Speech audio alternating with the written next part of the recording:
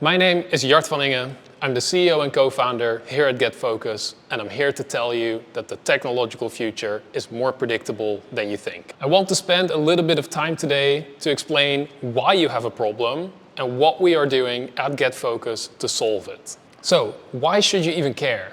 Well, there's exponentially more emerging technology across time. What used to be only a couple hundred fields in the early 1900s has now escalated to 265,000 areas of emerging technology, and is projected to hit 300,000 in the early 2030s. But what you don't have is more time to keep track of these things, which means that the puzzle is now growing exponentially faster than you can lay down the pieces. Current ways of dealing with this problem no longer work. Most organizations either rely on experts to tell them about what is going to happen in the technological future so that they can make the right bets, or they use trend monitoring tools. Experts are great, and you should most definitely continue to use their expertise and insights. But they can't possibly read all of the relevant information that is out there.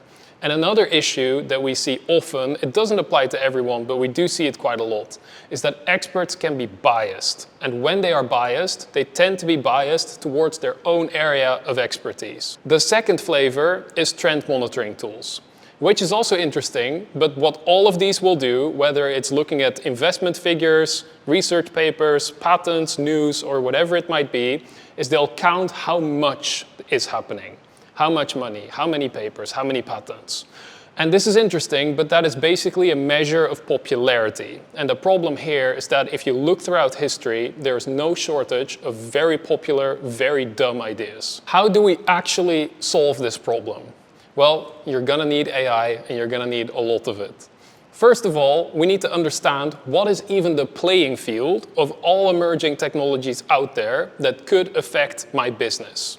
For this, you need AI scouting tools, which we've developed internally, which run on global patent data. Next, we need to understand these technologies. Do they make sense for what my business is trying to accomplish? What are the upsides? What are the downsides? Again, we've built AI evaluation models to help you get there. The next step is the most important one. It is forecasting.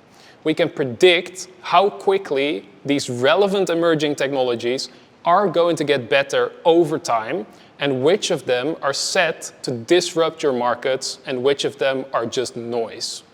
Lastly, once we've identified which technologies are improving the most and will disrupt your business in the future, we need to understand everything we possibly can about them. Who's working on it? Who can you partner with? What are the latest trends? Which materials go into it? And here, again, we use AI to get you all of these answers. Now, these are big claims, so let me give you some of our credentials. Our forecasting models are inspired by decades of MIT research. Back in Q4 of 2021, the US Department of Defense was our launching customer.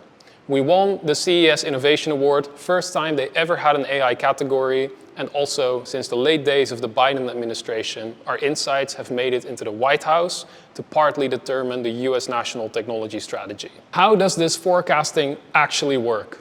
Back in 2018, I was a master thesis student at Volvo Cars AI department in Sweden. And I pitched to the leadership, what if we use global patent data together with AI to see if we can somehow forecast the technological future rather than guesstimate it? They liked this idea, so we started working on it. Then I found out that there'd been a research group at MIT that has been studying technological change for over 30 years and asked questions like, why does one technology win? Why does the other one lose? What is Moore's law? Why are some hyped and fade away? And why do some fly below the radar and all of a sudden emerge as the winners? Now, throughout history, there have been lots of theories about what actually predicts technological disruption. But what no one had put the effort into doing is actually measuring empirically how technologies improve over time. So what these researchers at MIT set out to do is to empirically measure progress in 28 domains of technology, meaning that you look both at the performance of the technology over time, as well as the cost of the technology over time, and how it has developed. Now, the cornerstone of their research was empirically measuring over time how 28 domains of technology had actually improved.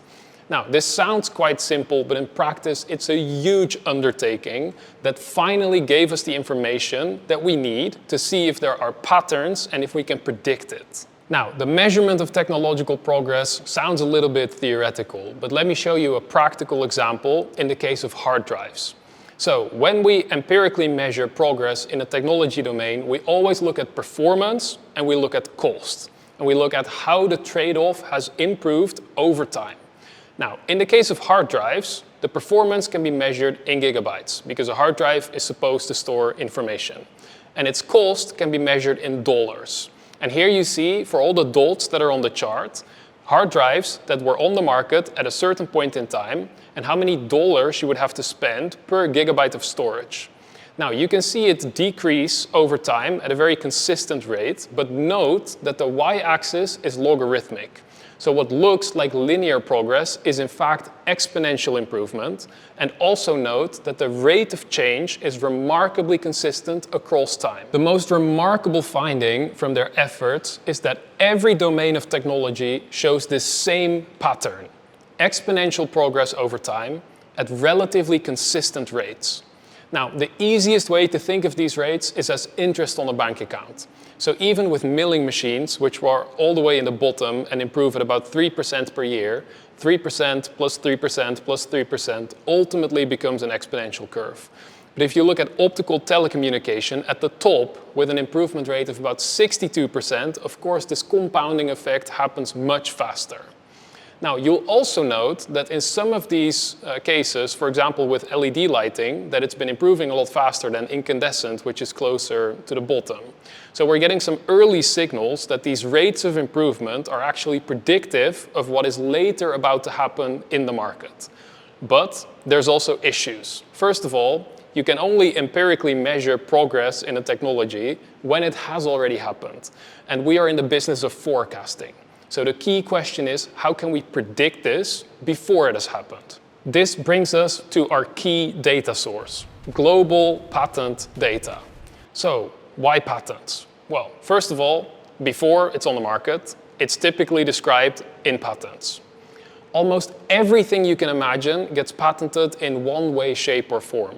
And the only thing that I personally think is funny about patents, because it can be quite dry subject matter, is that it's literally the only thing that we actually agree on globally.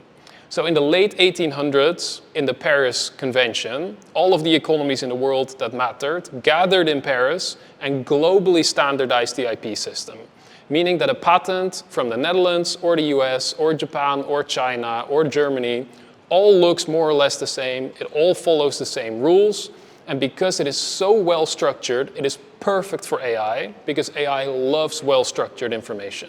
Most of the time, people think of patents as legal documents, which is technically correct because they are legal documents, but it's also a bit weird because if you look at a patent, it's 99% detailed technical information written by a lawyer, nevertheless, but it is technical, whereas only the claims are the core legal part of the document. But there's much more information in there.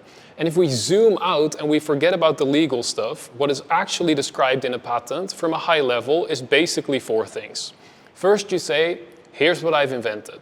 Then you say, here's what I'm improving over, and you cite back to older documents over which you found an improvement. Then you say why yours is better, and finally you have the very long, very detailed description of how it actually works. And it turns out that the key to foresight when it comes to technological disruption lies in these citations. With these citations, we can calculate interesting things.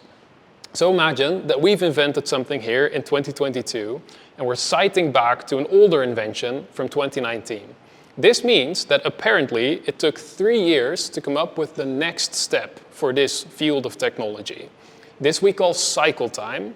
And the easiest way to think of it is as how quickly does a field of technology iterate, or how fast does it take steps forward.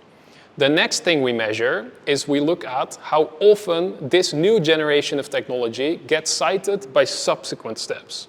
This tells us something about the magnitude of the step forward. This we call knowledge flow, and the easiest way to think of it is as how big the steps are. So simply put, how quick are the steps and how big are those steps? So how does the forecasting actually work? First, we find every single invention that relates to a field of emerging technology. Then, for all the years in which patents get published, we measure the cycle time, how quick the steps are, and the knowledge flow, how big those steps are. And this gives us the rate of improvement of the technology.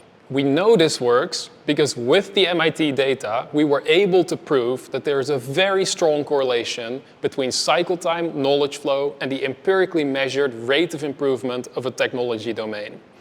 So, technologies that improve fast take quick, big steps. They cite very young patents, generally speaking, and when those patents themselves get published, they get cited a lot. Whereas for something like milling machines, which is all the way down in the bottom, new patents will cite back 30, 40, 50, 60 years, and when those patents get published, they hardly ever get cited, meaning that steps are really slow and very unimportant. So the key question is, could we have actually predicted something with this? And I want to show you one example from the automotive domain. Now, we're comparing two technologies here. We're comparing hydrogen fuel cells with lithium-ion batteries. In the late 90s and in the early 2000s, the entire automotive industry and most of the governments around the world were fully convinced that hydrogen was going to be the way to decarbonize personal mobility. Billions got invested, but lithium-ion batteries were also already there. And here in the rate of improvement, you can see that whilst everyone was pouring money into hydrogen fuel cells, lithium-ion batteries already had a higher rate of improvement. Now, remember, the improvement rate is like an interest rate. It doesn't really matter whether it goes up or down. The thing that matters most is whether one is consistently higher than the other. So as you can see, since the early 2000s, lithium-ion batteries have been improving faster. Especially when Tesla launched its Roadster, all of the alarm bells should have gone off in the automotive industry, but they didn't. And it took them until right around 2019 to come out in force and state, oh boy, it's actually going to be battery electric vehicles. With these improvement rates, you could have seen it decades in advance. And one key thing to note about this chart is that there is zero hindsight. These graphs are plotted and calculated based on what the patent landscapes looked like at the time. So, to sum up, we can objectively and accurately measure rates of improvement for any emerging technology. The fastest improving technology out of a set of competitors always wins.